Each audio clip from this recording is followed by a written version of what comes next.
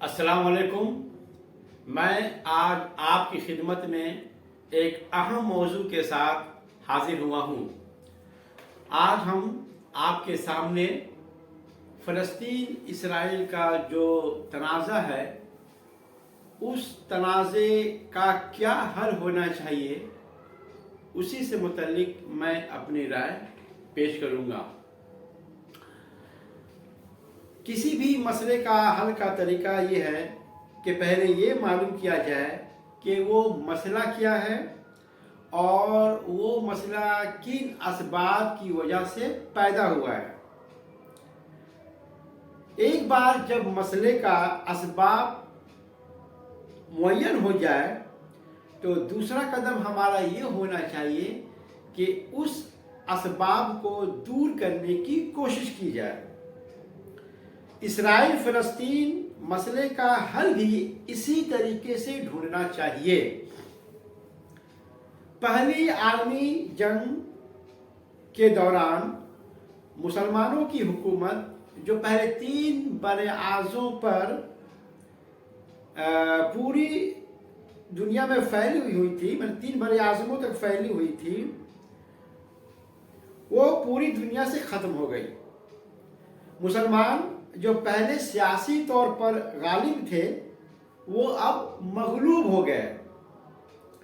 مسلمانوں کی آخری حکومت سلطنت عثمانیہ بھی ختم ہو گئی۔ اب پوری دنیا میں مسیحی قوم غالب آ گئے۔ اب اقوام متحدہ کے نام پر ایک نیا عالمی نظام قائم ہو گیا، یا یوں کہیے کہ اس اقوام متحدہ کے 5 مستقل ممبر ممالک امریکہ، فرانس، چین، برطانیہ اور روس بالواسطہ پوری دنیا پر حکومت کرنے لگے۔ دوسرے لفظوں میں دنیا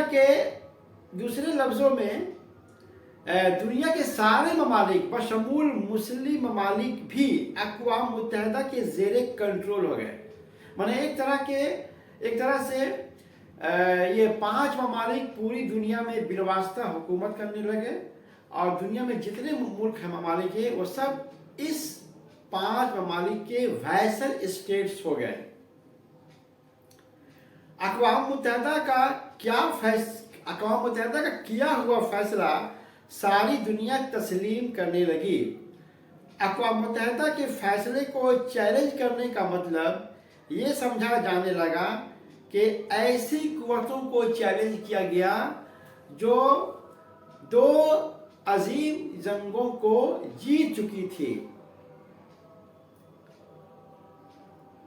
اقوام متحدہ کے فیصلے کی مخالفت کرنا اس کی انانیت کو مجروح کرنا کے مترادف سمجھا جانے لگا، اور یہ کوئی معمولی بات نہیں تھی۔ اقوام متحدہ کے قیام سے پہلے یورپ میں جو بھی سیاسی مسائل اور تنازع پیدا ہوتے تھے وہ مغربی قوتیں اس کا فیصلہ کرتی تھی، اور بعد میں پھر اقوام متحدہ فیصلہ کرنے لگی۔ جیسے کہ کوئی بھی مسئلہ پیدا ہوا تو پہلے جیسے وینا آف کانگریس اس کا فیصلہ کرتا، بعد میں کانسرٹ آف یوروپ کرتا، اسی طرح سے بہت سارے جو تنازع پیدا ہو جاتے تو ٹریٹیز کے ذریعے، جیسے treaty of Berlin, treaty of London وغیرہ وغیرہ جو ہے، اس طرح سے اس تنازع کا حل کیا جاتا تھا۔ یا پہلے جنگ عظیم کے دوران ٹریٹی آف ورسائز کے ذریعے جو ہے جرمنی کے ساتھ ٹریٹ کیا گیا کہ اس کے ساتھ کیا رویہ ہونا چاہیے، اس کے ساتھ کیسا سلوک ہونا چاہیے۔ تو کہنے مطلب ہے کہ اب یورپ کے جتنے تنازع تھے یا مسائل تھے، اب یہ بڑی جو قوتیں تھی وہی مل کر اس کا فیصلہ کرنے لگی۔ ایسا ہی ایک مسئلہ 20ویں صدی کے ابتدائی میں فلسطین اور اسرائیلوں کے مابین سرزمین فلسطین میں پیدا ہوا، جب دنیا کے مختلف ملکوں سے یہودی فلسطین کی طرف ہجرت کرنے لگے، اور دیکھتے ہی دیکھتے یہودیوں کی بڑی تعداد جو ہے فلسطین میں آ کر آباد ہو گئی۔ اب فطری بات ہے کہ اتنی بڑی تعداد میں یہودیوں کے فلسطین آنے سے वहाँ के मुकीम बाशिंदों में बेचैनी और इस्तराब की कैफियत पैदा हो गई। यहाँ ये बात हमेशा याद रखनी चाहिए कि फ़लस्तीन उस वक्त सल्तनत उस्मानिया का सूबा था और वहाँ तुर्क सुल्तान की ही हुकूमत थी, लेकिन सुल्तान ने सैलाब के मानिंद बढ़ते हुए इन यहूदियों के आमद पर जो है पाबंदी नहीं लगाई। बहरकैफ यहूदियों के फ़लस्तीन आने पर मकामी फ़लस्तीनियों और यहूदियों के माबैन मार पीट और झड़पें शुरू हो गई। साल 1920 में शहर यरूशलेम में यहूदी और मुस्लिम के बीच फसाद बर्पा हो गया, जिसमें 5 यहूदी और 4 मुसलमानों की जानें चली गई और सैकड़ों जख्मी हुए। साल 1936 में फ़लस्तीनी आवाम ने बरतानवी इंतज़ामिया के खिलाफ बगावत शुरू की, जो साल 1939 तक जारी रही। ये बगावत यहूदियों के लिए फ़लस्तीन में एक अलहदा यहूदी कौमी रियासत के क़याम के खातिर यहूदियों के फ़लस्तीन की हिजरत करने और वहाँ की ज़मीनें खरीदने के खिलाफ और साथ ही साथ अरबों की खुद मुख्तारी के लिए की गई। मानी बगावत किस लिए हुई? ये बगावत इसी बिना पर हो गई कि यहूदी यहाँ पर फ़लस्तीन में आ गए और अब उसके लिए एक अलग रियासत कायम होने की माने कोशिशें शुरू हो गई। अब इसी के खिलाफ में फ़लस्तीनियों ने जो है बगावत शुरू की ताकि यहूदियों के लिए अलग सा होमलैंड जो है फ़लस्तीन में ना बने, और लेकिन फ़लस्तीनियों के लिए एक अलहदा जो है रियासत ज़रूर कायम हो। ये बगावत उस वक्त शुरू हुई जब 2 यहूदी मुसलमानों के हाथों मारे गए, जिसकी जवाबी कार्रवाई में यहूदी बंदूकधारियों ने 2 मुसलमान मजदूरों का कत्ल कर दिया। इस वाक़या से पूरे फ़लस्तीन में फसाद बर्पा हो गया। अब उस वक्त के फ़लस्तीन के जो मुफ्ती आज़म थे, मैंने ग्रैंड मुफ्ती ऑफ पैलेस्टाइन, उनका नाम था ये अमीन अल हुसैनी। उसने 1936 में 16 मई 1936 को फ़लस्तीन डे का ऐलान कर दिया और उस दिन आम हड़ताल का भी ऐलान कर दिया। इस बगावत में तकरीबन 2000 अरब मुसलमान बरतानवी फ़ौज और पुलिस के हाथों शहीद हुए और 108 आदमियों को जो है फांसी दी गई। फ़लस्तीनियों के इस तरह के मुज़ाहमती मुहम्मद से उन्हें कोई फ़ायदा हासिल नहीं हुआ और फिर आखिर अक़वाम मुत्तहिदा ने पार्टीशन प्लान के मुताबिक 2 कौमी रियासतों के क़याम की मंजूरी दे दी और साल 1948 में इसराइल नाम से यहूदियों को एक अलहदा खुद मुख्तार रियासत हासिल हो गया। लेकिन फ़लस्तीनियों ने अक़वाम मुत्तहिदा के तजवीज़ को कबूल करने से इनकार कर दिया। ये फ़लस्तीनी आवाम की एक सियासी गलती थी। फ़लस्तीनियों के पास इस तजवीज़ को कबूल करने के अलावा कोई और दूसरा रास्ता बचा हुआ भी नहीं था, क्योंकि मुसलमानों की खिलाफत भी ख़त्म हो गई थी और मुसलमानों की कोई ममलकत ऐसी नहीं बची थी जो मसीही सुपर पावरों के खिलाफ जो है जंग कर सके। अब एक नया दौर शुरू हो गया था। सियासी हालात मुसलमानों के मुखालिफ हो गए थे। दूसरी गलती हमारी तरफ से ये हुई कि मिस्र, उर्दन, लेबनान और शाम ने मानी इन ममालिक ने इसराइल पर हमला कर दिया। इन मुस्लिम ममालिक ने शायद ये समझा कि इसराइल अभी अभी वजूद पजीर हुआ है, इसे मिनटों में ख़त्म कर देंगे। इन मुस्लिम ममालिक ने इसराइल को अंडर एस्टिमेट किया और अपने दुश्मन को कमज़ोर समझा, जिसका नतीजा ये हुआ कि मुस्लिम ममालिक 4 जंगें इसराइल के हाथों जो है हार गए और इसराइल फ़लस्तीन के इलाकों को अपने कब्जे में ले लिया। दौरे हाजिर में फ़लस्तीन अब दौर हाजिर में फ़लस्तीन इसराइल से इसलिए जंग लड़ रही है ताकि जो खित्ते इसराइल ने कब्जा कर रखा है उसे वापस लिया जाए। यानी फ़लस्तीनी अवाम उस ज़मीनी खित्तों के लिए जंग लड़ रही है, यानी फ़लस्तीनी अवाम उन ज़मीनी खित्तों के लिए जंग लड़ रही है जिसे अक़वाम मुत्तहिदा ने 1948 में दे दिया था और उन्होंने लेने से इनकार कर दिया था। यानी जो ज़मीन बगैर खून बहा अक़वाम मुत्तहिदा ने फ़लस्तीनियों को दिया था, उसी ज़मीन को फ़लस्तीनी वापस पाने के लिए 1984 से अपने लोगों की जान और माल की कुर्बानी दे रहे हैं। और आज तक न जाने कितने लोगों का जो है खून जो है इसी ज़मीन की वापसी के लिए बह गया। हमें ये बात याद रखनी चाहिए कि दो कौमी रियासतों का क़याम सिर्फ फ़लस्तीन और इसराइल के मामले में ही नहीं किया गया है। शुमाली कोरिया और जनूबी कोरिया के नाम से दो रियासतें आज भी हैं। दूसरी जंग अजीम के बाद जर्मनी को मशरकी जर्मनी और मगरबी जर्मनी में तकसीम कर दिया गया था। हालांकि बाद में फिर दोनों मुत्तहिद होकर एक जर्मनी बन गए। अच्छा, दो कौमी नज़रिया के फार्मूला पर इंडिया और पाकिस्तान दो ममालिक बने। इसी तरह पाकिस्तान से अलग होकर बांग्लादेश बना और सबने सबको कबूल किया। अच्छा, बाज़ लोगों का कहना है कि फ़लस्तीन का तकसीम नहीं होना चाहिए था क्योंकि ये अरबों की ज़मीन है और फ़लस्तीन पर फ़लस्तीनियों का हक है। फ़लस्तीन से ज़मीन काटकर यहूदियों को नहीं देना चाहिए था। अब इस असूल का इतलाक़ जब हम दूसरी जगहों पर करते हैं तो हमें नुकसान दिखाई देता है। कैसे? मिसाल के तौर पर तकसीम हिंद से पहले हिंदुस्तान एक गैर मुनक़सिम मुल्क था, मतलब अनडिवाइडेड इंडिया था।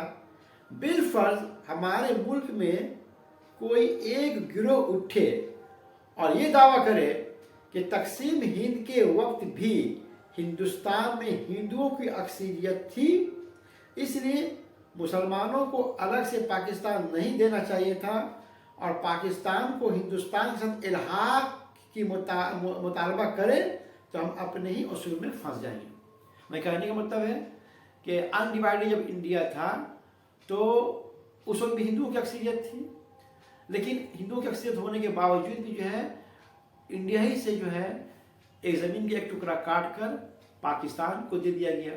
अब मान लिया जाए, फर्ज कर लेते हैं कि अब जो है कभी भी हमारे ही मुल्क में कोई एक गिरोह उठे और ये मुतालबा करे कि नहीं, पाकिस्तान हमारा मुल्क है, ये इंडिया का जुज़ है, इसलिए हम इसको वापस लेने की कोशिश करेंगे। और इसके लिए अगर वापस लेने की कोशिश करेगा तो फिर हम अपने ही उसूल में फंस जाएंगे, क्योंकि हम फ़लस्तीन के केस में क्या कहते हैं कि फ़लस्तीन यहूदियों का जो अलग से मुल्क है वो फ़लस्तीनियों का है।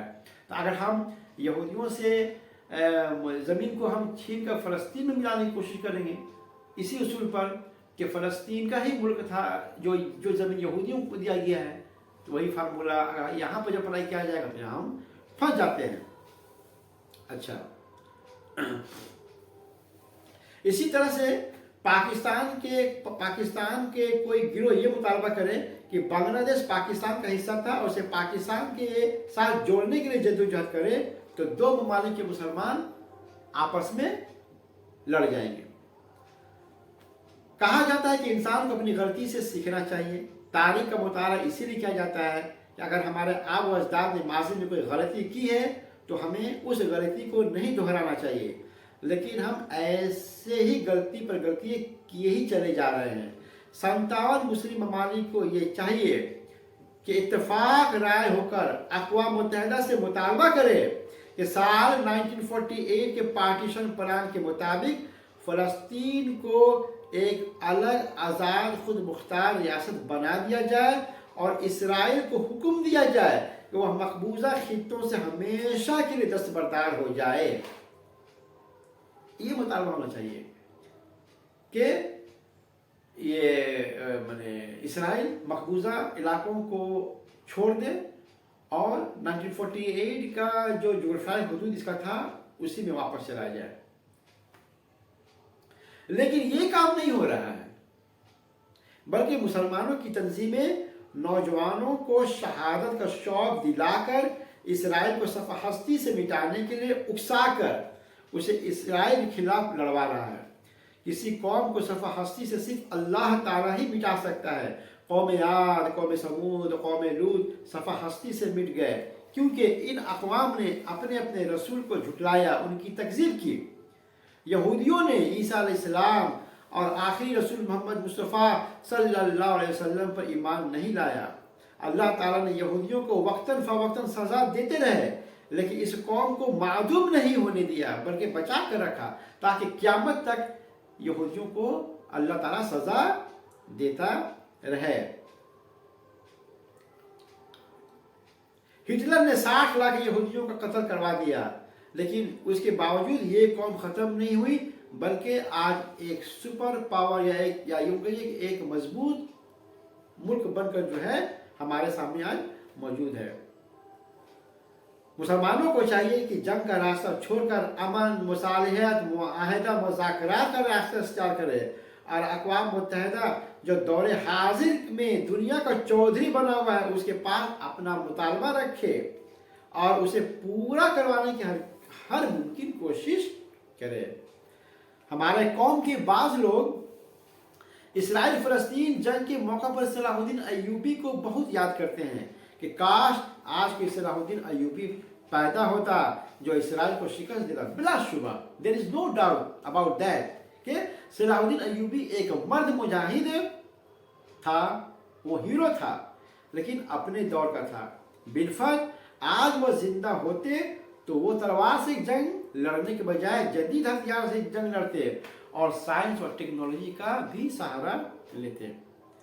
7 अक्टूबर से इसराइल और हमास के दरमियान जो जंग चल रही है उसके खिलाफ पूरे आलम इस्लाम में मुसलमान इसराइल की बर्बरियत के खिलाफ मुजाहरे कर रहे हैं और एहतजाजी रैलियां निकाल रहे हैं, लेकिन इन अक़दाम का इसराइल के ऊपर कोई असर नहीं हो रहा है। हम इसराइली मसनूआत का बायकाट भी कर रहे हैं ताकि इसराइल की इकॉनमी कमज़ोर हो जाए, लेकिन इसराइल तो इस माली नुकसान को अपने हदफ की उसूल के लिए माली कुर्बानी समझ रहा है।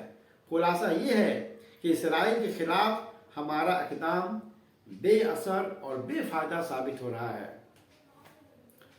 जो जंग के ताजिर यानी जो वॉर मोंगर्स होते हैं उन्हें इस बात का गम नहीं होता कि जंग में उनके अपने कितने लोग मारे गए या मारे जाएंगे, बल्कि उन्हें इस बात की खुशी होती है कि दुश्मन के कितने लोग मारे गए।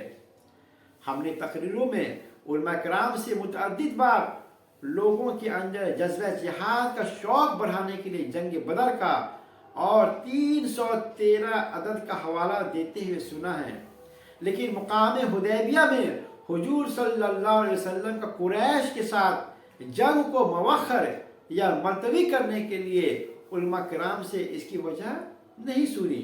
हालांकि कुरैश को जंग बदर, जंग अहद इब्तदाई मरहला में और जंग खंदक में हुजूर सल्लल्लाहु अलैहि वसल्लम और सहाबा किराम के हाथों शिकस्त हो चुकी थी और जंग बदर में तो सहाबा को नफ्सियाती जीत भी हासिल हुई थी। कुरैश के बड़े बड़े लीडरान जिन्हें कुरान मजीद ने अइम्मतुल कुफ्र कहा है वो कत्ल कर दिए गए थे, जिसकी वजह से कुरैश नफ्सियाती तौर पर कमज़ोर हो गए थे। इसके बावजूद भी नबी करीम सल्लल्लाहु अलैहि वसल्लम ने कुरैश के साथ जंग करने के बजाय हिकमत के तहत मुकाम हुदैबिया में कुरैश के साथ सुलह करने को जो है बेहतर समझा। हालांकि अल्लाह ताला की इरशाद है कि अगर उस वक्त जंग होती तो कुरैश भाग जाते। कुरान मजीद सूरा फतह आयत नंबर 22 में अल्लाह ताला फरमाता है, और अगर लड़ते तुमसे काफिर तो फिरते फेरते पीठ फिर ना पाते को हिमायती और न मददगार। यानी सूरा फतह आयत नंबर 22 में ये बात जिक्र है कि अगर लड़ाई हो जाती बिलफर्ज मुसलमानों कुरैश के दरमियान तो कुरैश खुद भाग जाते लड़ाई के मैदान से और फिर उनका कोई ना हिमायती होता ना मददगार होता। लेकिन अल्लाह ताला ने कुरैश के साथ जंग को इस वजह से मुलतवी रखा कि उस वक्त मक्का मुकरमा में बहुत से मुसलमान मर्द और औरतें कुफार के डर से ईमान छुपाए हुए थे, लेकिन सहाबा कराम को इस बात का इल्म न था, और अगर जंग होती तो अंदेशा था कि मुसलमान के हाथों ही मुसलमान जो है कत्ल हो जाते। तो उस वक्त फिर कुफार आड़ दिलाते कि मुसलमान का कत्ल करते हैं। तर्जमा फिर कुरान मजीद में उसी सूरा फतह आयत में 25 में जिक्र है, और अगर ऐसे मुसलमान मर्द और मुसलमान औरतें ना होती जिनको तुम जानते ना थे कि अगर तुम उनको पामाल कर देते तो तुमको उनकी तरफ से बेखबरी में नुकसान पहुंच जाता। क्या नुकसान पहुंच जाता? कि अफसोस होता कि हमारे ही हाथों से हमारे भाई मारे गए। यानी एक इम्कानी जीत के बावजूद सिर्फ चंद मुसलमानों की जान और माल की हिफाजत करने के लिए अल्लाह ताला ने हुक्म दिया कि कुरैश के साथ जंग के बजाय सुलह की जाए। लेकिन जदीद दौर में क्या है? लेकिन जदीद दौर में जो मुजाहिदीन हैं वो सिर्फ जंग करने को ही तरजीह देते हैं। वह सुलह, मुआहदा, अथवा जंग को ईमान की कमजोरी और बुज़दिली समझते हैं। तारीख इस्लाम में मुसलमानों ने गैर मुस्लिमों के साथ जंग करते हुए कई सालों तक जो है अल्तवा जंग का मुआहदा भी किया है। मुसलमान दौर हाजिर में मुसलमान ममालिक इस पोजीशन में नहीं है कि वह इसराइल से जंग करे। अगर होते तो अब तक मुस्लिम ममालिक जंग में शरीक हो जाते। अभी हमास और इसराइल के माबैन जो जंग हो रही है उसे देखकर कोई आम आदमी कह सकता है कि हमास बगैर तैयारी के और बगैर जंग के नतायज का अंदाज़ा लगाए इसराइल के खिलाफ जो है जंग शुरू कर दी। मौजूदा हालात को देखकर हम यही कह सकते हैं कि पहले हम मदनी दौर में थे, लेकिन आज हम मक्की दौर में हैं, और मक्की दौर में जंग नहीं करना अल्लाह ताला के ऐन हिदायत के मुताबिक अमल करना है। तो ये था मेरा अपना ये तज्जिया, ये जो जंग इसराइल और फ़लस्तीन के बीच में हो रही है।